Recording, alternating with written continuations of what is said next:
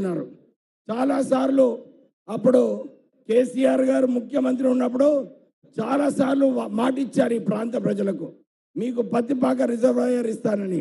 కానీ అప్పుడు కేసీఆర్కి సోయి లేక కేవలము ఆయన ఫామ్ హౌస్కి నీళ్లు కావాలని చెప్పి ఆ ప్రాజెక్ట్ అక్కడ పెట్టడం జరిగింది. మేము ఆల్రెడీ మంత్రివర్యులు శ్రీధర్ బాబు గారు కూడా మాట ఇవ్వడం జరిగింది. ఈ ప్రాంత ప్రజలకు పత్తిపాక ప్రాజెక్టు కాంగ్రెస్ పార్టీ తరఫున అనౌన్స్ చేయాలని చెప్పి మీకు కోరుతున్నాము. ఎక్కువ సమయం తీసుకోకుండా ఏదైతే ఈ 4 అంశాలపైన మీరు ఇంత పెద్ద సంఖ్యలో ఎవరైతే వచ్చారో ధర్మపురి కాన్స్టిట్యున్సీలో అందరూ 2 గంటల నుంచి మీకోసం వాళ్ళు ఎదురు చూస్తున్నారు. మీరు వాళ్ళందరికీ కూడా ఈరోజు వారికి ఒక గిఫ్ట్ ఇవ్వాలని చెప్పి కోరుతూ, లక్ష్మణ్ గారు ఎమ్మెల్యే గారు మళ్ళీ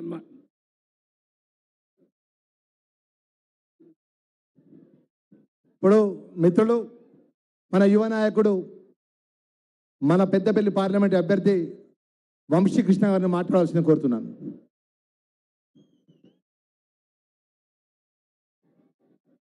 అందరికీ నమస్కారం.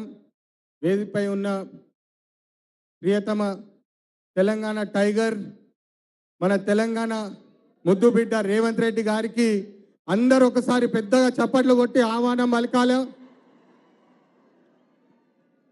మంత్రులు శ్రీధర్ బాబు గారు, వేదికపై మీద పెద్దలందరికీ నా హృదయపూర్వక నమస్కారాలు. మీ అందరికి ఒక ముఖ్యమైన విషయం చెప్పాలా.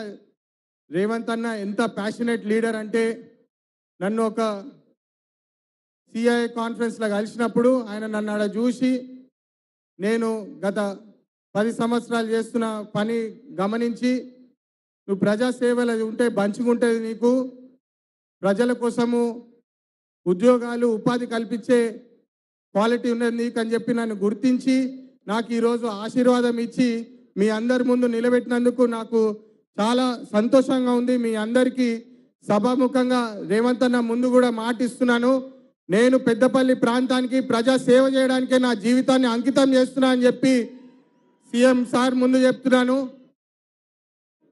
ఖచ్చితంగా మన ప్రాంతానికి నిధులు తెచ్చేటట్టు రేవంత్ అన్న ఆదేశాలతో నేను పనిచేస్తా అని చెప్తూ ఈ 2 అంశాలు చెప్పి ముగిస్తాను.